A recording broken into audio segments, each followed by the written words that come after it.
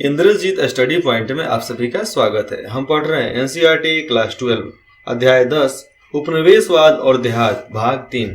इसमें हम जमींदारों के ओर से प्रतिरोध कैसे हुआ इसके बारे में जानेंगे, क्योंकि सरकार जब गलत फैसला अपना सुना देती थी, नया कानून बनाती थी, तो जमींदार लोग भी कुछ ना कुछ विरोध प्रतिरोध करते थे। किंतु ग्रामीण क्षेत्रों में जमींदारों की सत्ता समाप्त नहीं हुई। यहाँ पर समझना अब चालू हो गया कि किंतु ग्रामीण इलाकों में जमींदारों की सत्ता खत्म नहीं हो सकी है। जिस तरह आज शहर में मुखिया को, सरपंच को हटा दिया गया है, केवल वार्ड हो गए हैं। क्या हो गए हैं? एक नगर परिषद का एक हेड होता है जिसको मेयर बोलते हैं, और उसके अंदर में सारे उस टाउन के जितने भी वार्ड हो गए वो आते हैं। और आज भी गांव में क्या है? मुखिया है, सरपंच है, सचिव है, फलना है, चिलना है। बात क्या जरूरत है? सब किसी को वार्ड से जोड़ दो, लेकिन नहीं जोड़ा जा सकता। क्यों? क्योंकि हर वार्ड के ऊपर एक मेयर होता है टाउन में, तो बहुत सारे वार्ड के ऊपर एक मुखिया सरपंच को रखा जाता है, सचिव को रखा जाता है। क्योंकि आप दलाली नहीं करोगे, नहीं तो दलाली लोग करने वाले बहुत लोग हैं। तो दलाली से बचने के लिए लोग कुछ ना कुछ करते हैं। और गांव के लोग तो ऐसे भी चटुखोर हैं, अगर एक को पावड़ मिल गया तो सारा रुपया बैठ जाएगा लेकर, और दो को मिलेगा दो लेकर बैठेगा। होता ही है आज। पता यार, मुखिया को उतना पैसा मिलता नहीं है, मुखिया बनते फॉर्च्यूनर स्कॉर्पियो सब खरीद लेंगे। कहां से पैसा आता है? सोचना चाहिए, क्योंकि भैया आप ही के पैसे को लूट करो लोग कुछ ना कुछ करते हैं। इस तरह तो आएगा नहीं। राजस्व की अत्यधिक मांग, राजस्व की बहुत ज्यादा मांग और अपनी भू संपदा की संभावित नीलामी की समस्या से निपटने के लिए जमींदारों ने इन दबावों से उबरने के रास्ते निकाल लिए थे। किस दबावों से कैसे निकला जा सकता है? नए संदर्भ की बात कर लेंगे तो नई रणनीति बना ली गई थी, और नया रणनीति बन गया तो फर्जी बिक्री एक ऐसी ही तरकीब थी। क्या थी? फर्जी बिक्री एक इसी तरकीब का हिस्सा था कि भैया ठीक है, सरकार आगे नीलामी कर देगी तो कर देगी, अपने आदमी को खड़ा कर देंगे, जमीन अपने खरीद लेंगे। इसी तरह का चलता था, क्योंकि इस्तेमारी बंदोबस्त को तोड़ना था। सरकार क्या करेगी? कुछ नहीं करेगी भैया, उसको पैसा से मतलब है, और पैसा लगाने वाले है नहीं। बोली इतना कम लगाएंगे कि आप सोचकर भी हार जाओगे। और इसमें कई तरह के हथकंडे अपनाए जाते थे। जैसे बर्दवान के राजा ने पहले तो अपनी जमींदारी का कुछ हिस्सा अपनी माता को दे दिया, क्योंकि कंपनी ने यह निर्णय लिया था कि स्त्रियों की संपत्ति को नहीं छीना जाएगा। इसलिए माता के नाम पर कर दिया कि चल भाई होते ही रख, कोई दिक्कत नहीं है। फिर दूसरे कदम के तौर पर यह उठाया गया कि उसके एजेंटों ने नीलामी की प्रक्रिया में जोड़तोड़ किया। क्या किया? जोड़तोड़ किया। तो जो भी हुआ एकदम बढ़ चढ़ कर सामने आया, और कंपनी की राजस्व मांग को जानबूझकर रोक लिया गया कि भैया अब नहीं देंगे, कुछ भी कर ले अब नहीं देंगे। और भुगतान न की गई, बकाई राशि बढ़ती चली गई, क्योंकि बकाया राशि अगर बढ़ गया तो कंपनी के अंदर हलबली तो मचबे करेगा। और जब हलबली खलबली मचा तो उसने भी कहा अच्छा रुक, तेरे संपत्ति को बेचता हूं अभी। तो बेचेंगे क्या? खरीदने वाले उसी के आदमी, आधा संपत्ति माता के नाम पर, तो नहीं बेच सकते। जब भू संपदा का कुछ हिस्सा नीलाम किया गया तो जमींदारों के आदमियों ने ही अन्य खरीदारों के मुकाबले ऊंची ऊंची बोलियां लगाकर संपत्ति को खरीद लिया था, क्योंकि अब तो केवल जमींदार के आदमी और ऊंची ऊंची बोली लगाकर खरीद। लेकिन फिर भी आगे चल के उन्होंने खरीद की राशि को अदा करने से इनकार कर दिया। खरीद तो लिया, लेकिन बाद में पैसा देना था तो उस समय इनकार कर दिया कि भैया पैसा नहीं देंगे हम, इसलिए फिर से बोली लगाया जाएगा। इसीलिए उस भू संपदा को फिर से बेचना पड़ा था। एक बार फिर जमींदार के एजेंटों ने ही उसे खरीद लिया, और फिर एक बार खरीद की रकम नहीं अदा की, और इसलिए एक बार फिर नीलामी करनी पड़ी। यह और बार बार नीलामी जब हो ही रही थी तो इसकी प्रक्रिया क्या सामने आती है कि यही प्रक्रिया बार बार दोहराई जाती थी, बार बार दोहराया जाता था, और अंतोगत्वा राज और नीलामी के समय बोली लगाने वाले थक गए। अब बोली लगाने वाले थक गए और बेचने वाले को भी, तो भैया उनको भी संतोष करना पड़ेगा कि नहीं हो पाएगा अब हमसे। जब किसी ने भी बोली नहीं लगाई तो उस संपदा को नीची कीमत पर फिर जमींदारों को ही बेचना पड़ा। कम पैसा लेकर उन्हीं जमींदार को फिर से बेच दिया सरकार ने। जमींदार कभी भी राजस्व की पूरी मांग नहीं अदा करता था। इस प्रकार कंपनी कभी कभार ही किसी मामले में इकट्ठी हुई और बकाया राजस्व की राशियों को वसूल कर पाती थी, नहीं तो नहीं कर पाती थी, क्योंकि सारे राजाएं मिल गए थे। यहाँ पर जितने भी नवाब थे, राजा थे, सब मिल गए थे। आगे देखते हैं इससे कि ऐसे सौदे बड़े पैमाने पर हुए सन 1793 से लेकर 1801 के बीच में, करीब करीब 7 वर्ष के बीच में। बंगाल की 4 बड़ी जमींदारों ने, बड़े बड़े जमींदार, तो 4 बड़े बड़े जमींदारों ने, जिसमें हम बात करेंगे बर्धमान की जमींदारी भी थी, एक थी। मतलब बर्धमान वाले भी कमजोर हैसियत के तो नहीं थे, ये बहुत बड़े जमींदारियों में से एक थे। और अनेक बेनामी खरीदारी, जो अपना पैसा वैसा देकर खरीदे हैं, चाहे हड़प लिए हैं, तो बेनामी खरीदारियों की, जिनसे कुल मिलाकर 30 लाख रुपए की प्राप्ति हुई थी। मतलब जितना भी इन लोगों का जमीन बेचा गया, खरीदा गया, तो 30 लाख रुपए की ही प्राप्ति हो सकी थी। नीलामियों में की गई कुल बिक्री में से 15% सौदे नकली थे। अब 15% नकली थे, लेकिन फिर भी इन लोगों को 30 लाख रुपया कंपनी के पास तो गया ही। उस समय का 30 लाख मतलब आज का 30 करोड़, सिंपल सा भाषा में। जमींदार लोग और भी कई तरीकों से अपनी जमींदारी को छीनने से बचा लेते थे। कैसे कैसे तरीके थे उनके पास? जब कोई बाहरी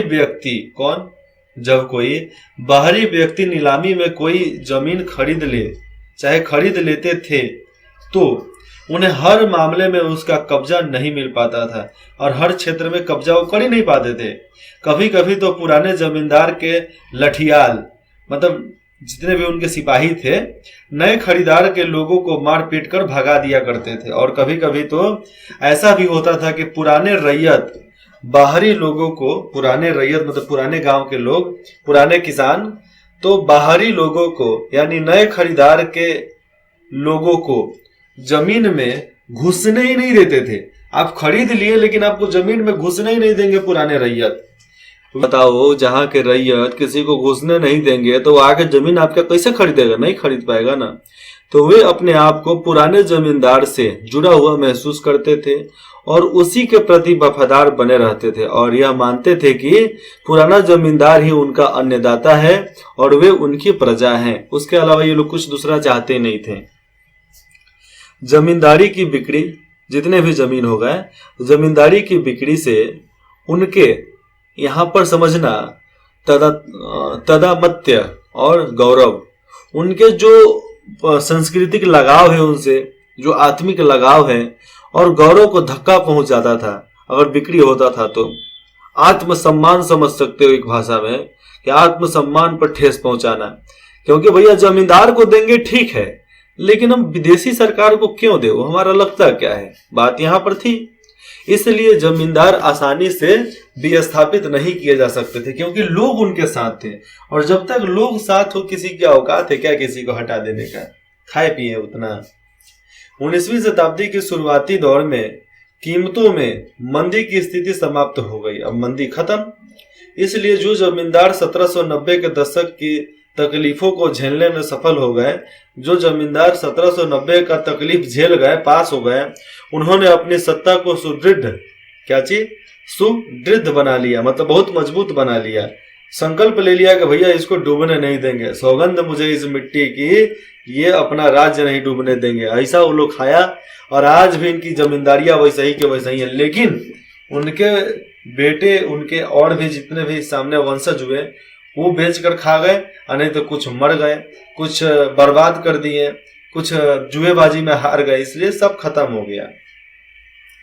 राजस्व के भुगतान संबंधित नियमों को भी कुछ लचीला बना दिया गया था। जो भू राजस्व का जो बात था, उसके नियम जितने भी थे उसको भी लचीला बना दिया था कि भैया ठीक है, होगा तो देना, नहीं होगा तो मत देना, लेकिन देना जरूर। और भी बहुत सारे नियम उसमें बना दिए गए थे, कम दो लेकिन दो भैया। फलस्वरूप बात कर ले तो गांवों पर जमींदार की सत्ता और अधिक मजबूत हो गई थी।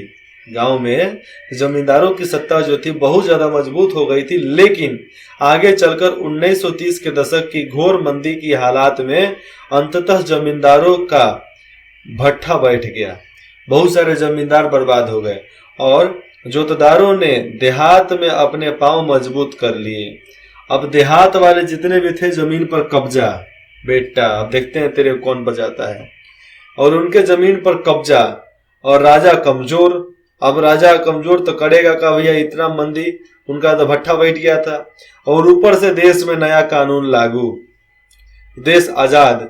देश आजाद तो बात यही थी कि जितनी जमीन है पकड़ लिया गया है, दान कर दो, नहीं तो छीन लो, नहीं तो अभी रहने तो बाद में सरकार तुम्हें छीन कर दे देगी। लेकिन बात यहां पर साफ थी कि भैया आपकी ताकत खत्म, आपका अब सब चीज खत्म, अब सरकार जो भी चलेगा हमारा चलेगा। लेकिन आजादी के 60 साल तक किसी भी गांव में जहां पर रजवाड़े हुआ करते थे, किसी भी पुलिस चौकी को औकात नहीं हुआ कि वहां पर ठीक तरीके से सेटल हो पाए, और किसी भी पुलिस अधिकारी को इतनी औकात नहीं थी कि किसी राजा के सामने ऊंची आवाज में बतिया देवे, किसी नवाब के सामने ऊंची आवाज में बतिया देवे।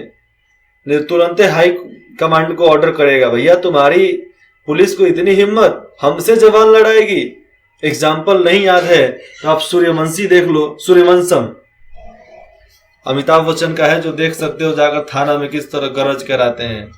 तो वैसे वैसे लोग थे गरजने वाले। भैया पहले के जो जमींदार थे, पहले के जो अमीर लोग थे, क्या वो पढ़े लिखे नहीं थे क्या? बकलोल दौड़े थे, बकलोल रोते तो उतना बड़का संपत्ति रखते क्या?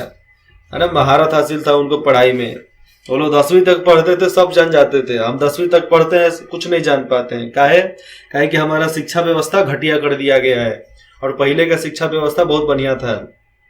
ये तस्वीर जो आप सामने देख रहे हो, ये तस्वीर है महाराजा मेहताब चंद्र का। मेहताब चंद्र कौन थे?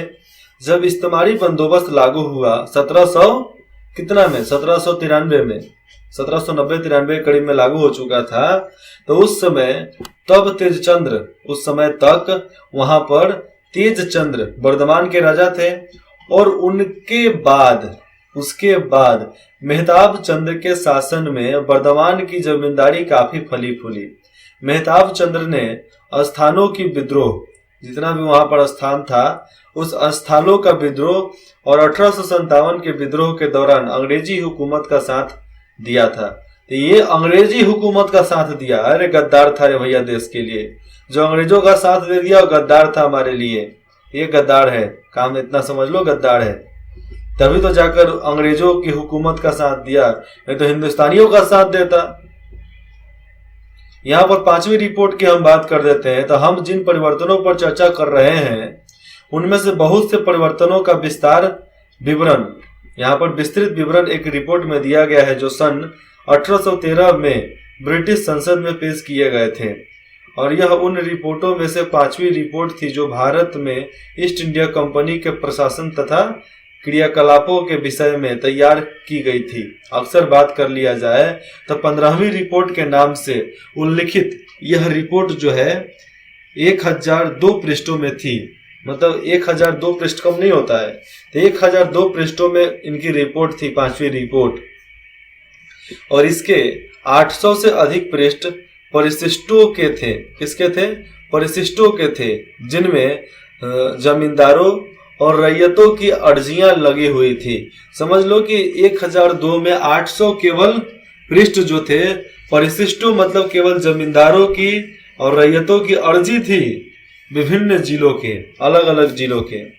कलेक्टरों की रिपोर्ट थी उसमें, राजस्व विवरण थे उसमें, उससे संबंधित संख्याकीय तालिका और अधिकारियों द्वारा बंगाल और मद्रास के राजस्व तथा न्यायिक प्रशासन पर लिखित टिप्पणियां शामिल थी।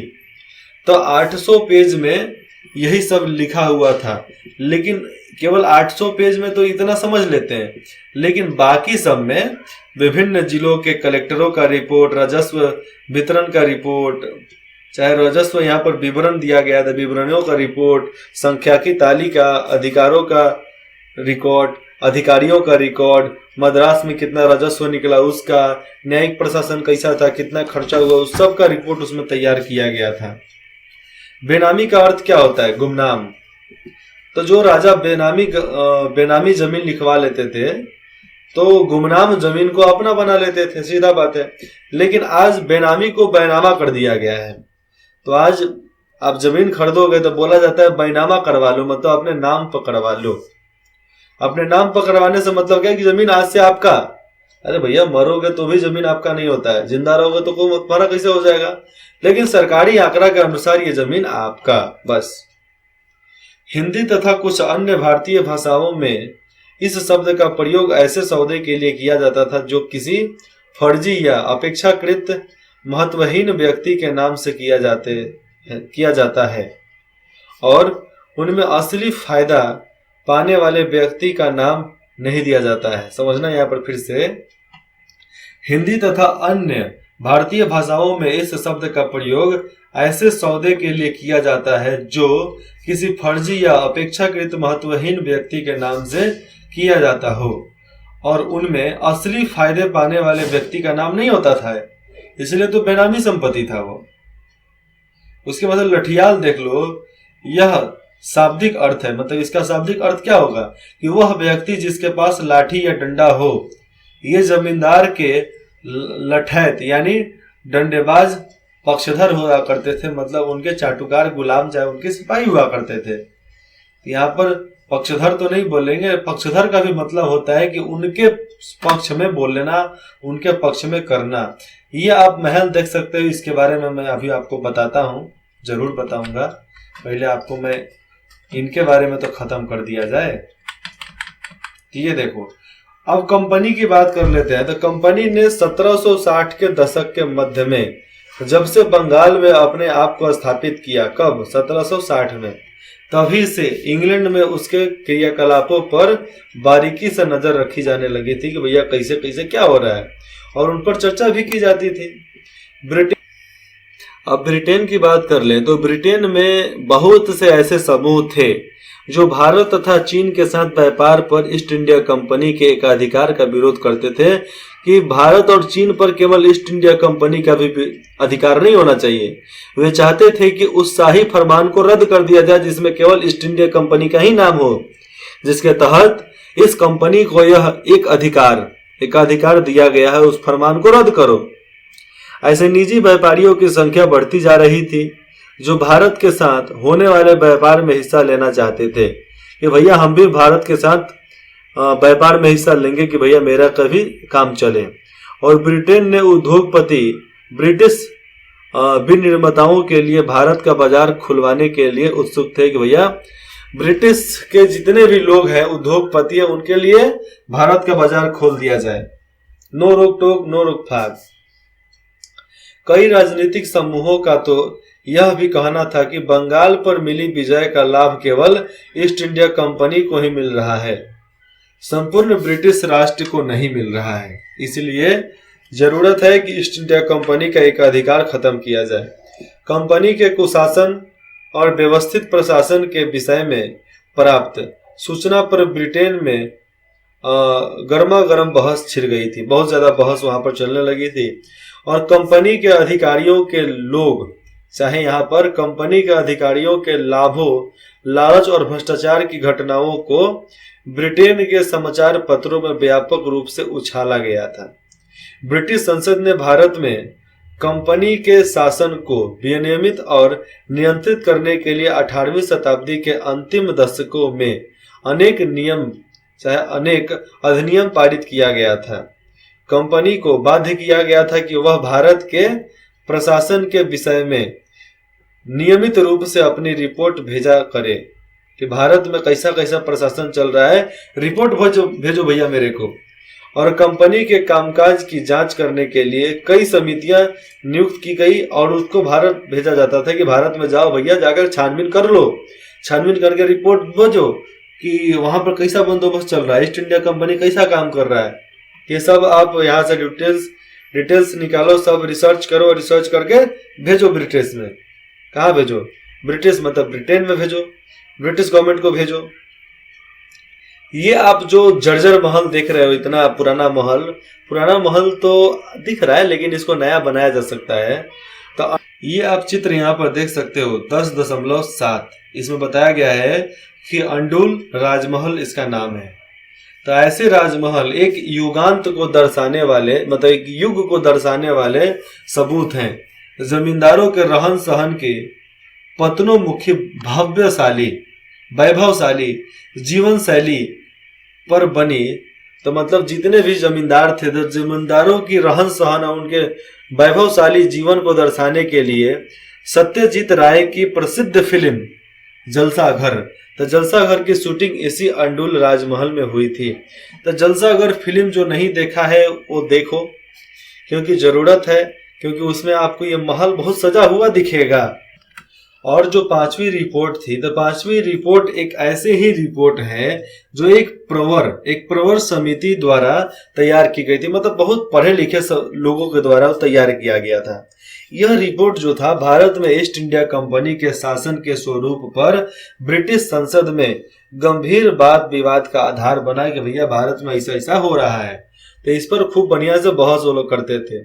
इसीलिए बोला जाता है ना कि लड़की किसी की भाभी बने चाहे नहीं बने, लड़कों के ग्रुप में वो भाभी जरूर बन जाती है। लड़की का कुछ हो चाहे नहीं हो, 10 लड़के आपस में कट जरूर मर जाते हैं। तो भारत यहाँ पर यहीं पर है, कोई इसी के लिए बहस कर रहा है और इसी को लूटा, और फिर इसी देश ने जाकर ईस्ट इंडिया कंपनी को खरीद लिया। इसी देश के इंसान ने जाकर वहां प्रधानमंत्री की कुर्सी पर अपना कब्जा किया। इसी देश का एक आदमी न जाकर वहां प्रधानमंत्री बना ले। भले उनके पुरखे वहां पर रहे होंगे, तो पुरखे भी कहाँ के गए, हिंदुस्तान के ही गए। तो हिंदुस्तानी पीएम है वहां पर ब्रिटेन में। हमारे लिए गर्व की बात होनी चाहिए। अब गर्व की बात क्यों होनी चाहिए? हमें ये सोचना चाहिए कि भैया इतना आगे जब वो बढ़ सकते हैं तो हम काहे नहीं बढ़ सकते। आपका फिंगरप्रिंट किसी से मिलता नहीं है, मतलब आप सबसे अलग हो। जब सबसे अलग हो तो अलग जिंदगी जियो, अलग सोचो, अलग सोच रखो। 18वीं शताब्दी के अंतिम दशकों में ग्रामीण बंगाल में क्या हुआ था? 18वीं शताब्दी के अंतिम दशक में ग्रामीण गांव के बंगाल नहीं, बंगाल के गांवों में क्या हुआ था? भुखमरी आया था उस समय। इसके बारे में हमारी अवधारणा लगभग 1.5 शताब्दी तक इस 5वीं रिपोर्ट के आधार पर ही बनती सुधरती रही है। 5वीं रिपोर्ट में उपलब्ध साक्ष्य, मतलब सबूत बहुमूल्य हैं, लेकिन ऐसे की सरकारी रिपोर्टों को सावधानी पूर्वक पढ़ना और समझना चाहिए। हमें यह जानने की जरूरत है कि रिपोर्ट किसने और किस उद्देश्य से लिखी। वास्तव की बात कर लें तो वास्तव में आधुनिक शोधों से पता चलता है कि 5वीं रिपोर्ट में दिए गए तर्कों और साक्ष्यों को बिना किसी आलोचना के तस्वीर नहीं किया जा सकता है। चाहे बिना किसी आलोचना का उसको स्वीकार भी नहीं किया जा सकता है। तस्वीर का भी मतलब होता है स्वीकार करना, और स्वीकार करना तो साफ यहाँ पर लिखा गया है कि किसी भी सबूत को देखकर हम उसको स्वीकार नहीं कर सकते, उस पर आलोचना करेंगे। क्योंकि साक्ष्य को बिना किसी आलोचना का स्वीकार मत करो, अपने मन में बैठे हुए मत करो। बात होगा, एक तर्क निकलेगा, एक डिबेट खत्म होने के बाद जो कंक्लूजन निकलता है तो वही निकलेगा, लास्ट की बात निकलेगी कि हाँ भैया ये करना है, ऐसे करना है, बस।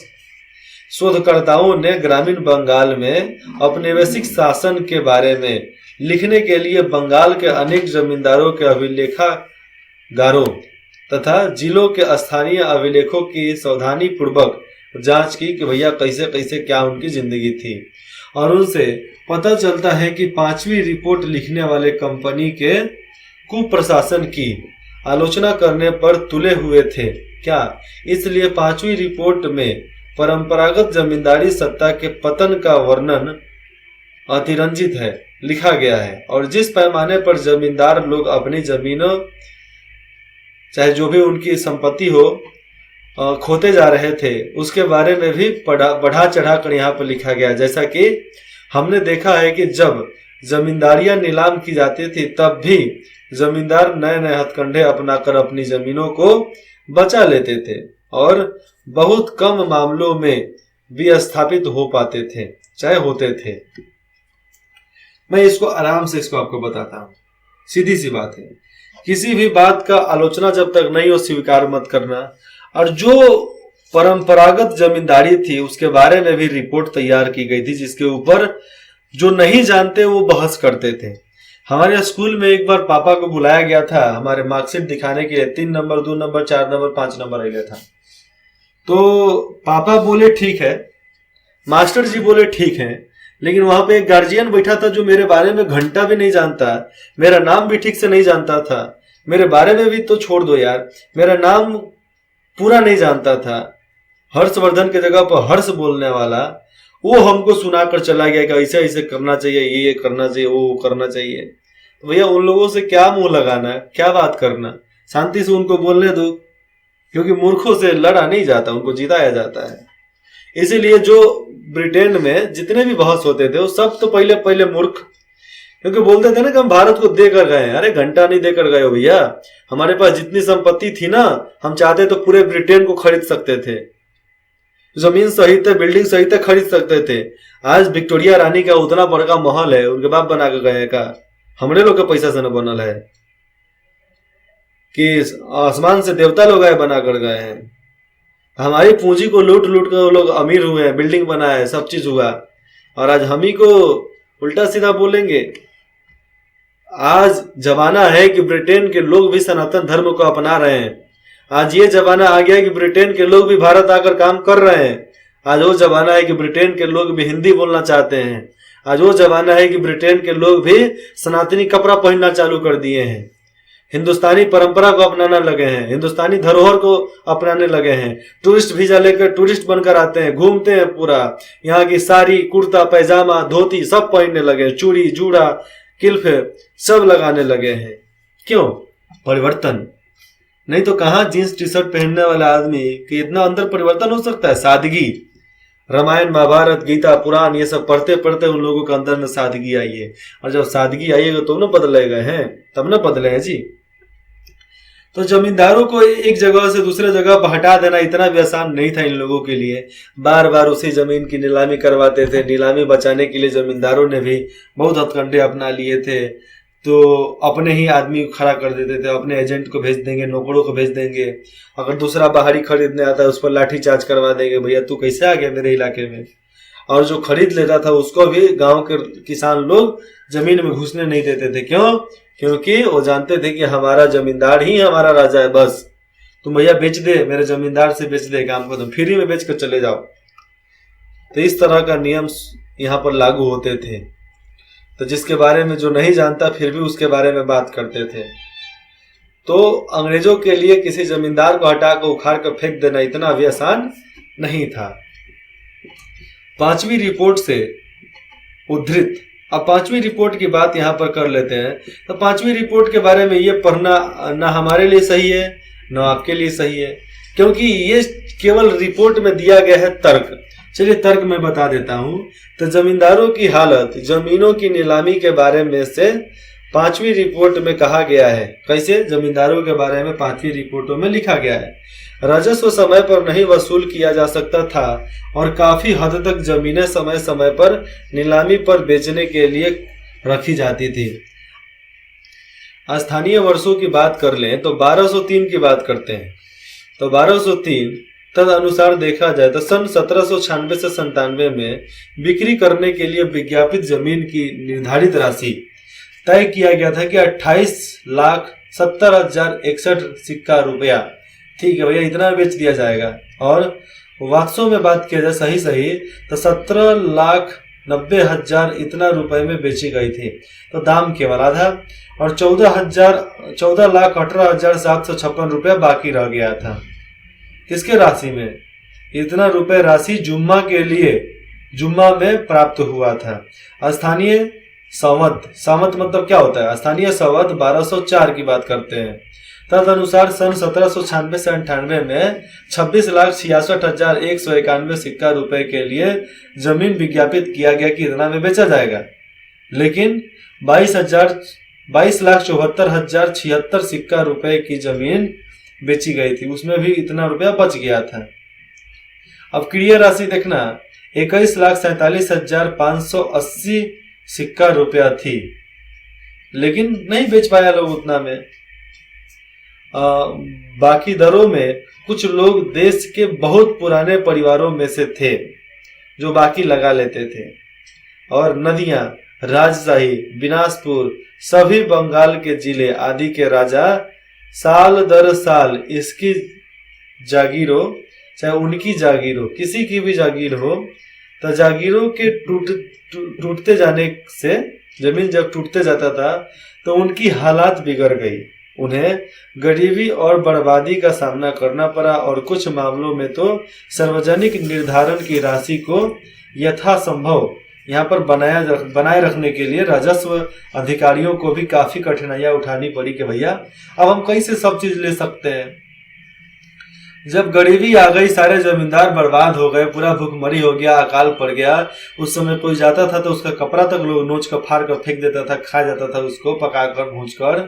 तो वहां पर लोग राजस्व इकट्ठा करने जाएंगे, औकात थी किसी की राजस्व इकट्ठा कर लेंगे। अरे खाने पर लालच है भैया।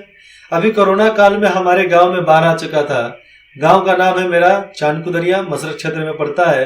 तो तरैया से लेकर मेरे गांव तक ले बाढ़ की वजह से सब लोग नहर पे आ गए थे।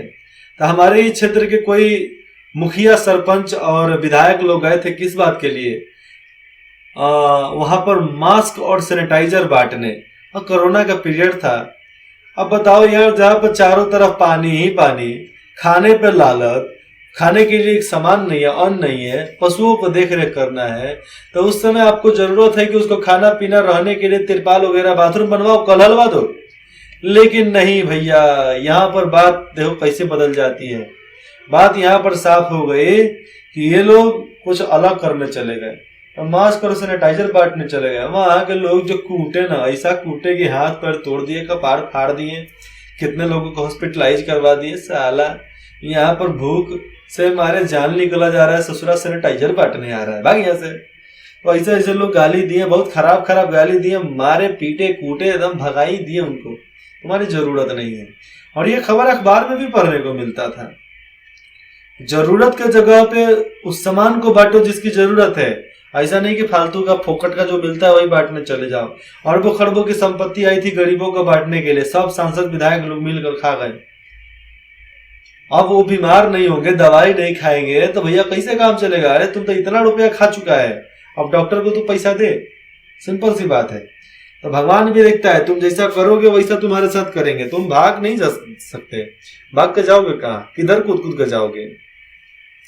अगले भाग में हम कुदाल और हल के बारे में पढ़ेंगे। कुदाल और हल का इस्तेमाल ये लोग कैसे किया करते थे। इंद्रजीत स्टडी पॉइंट में जुड़ने के लिए आप सभी का बहुत बहुत धन्यवाद। आशा है कि आप हमारे साथ ऐसे ही बने रहेंगे।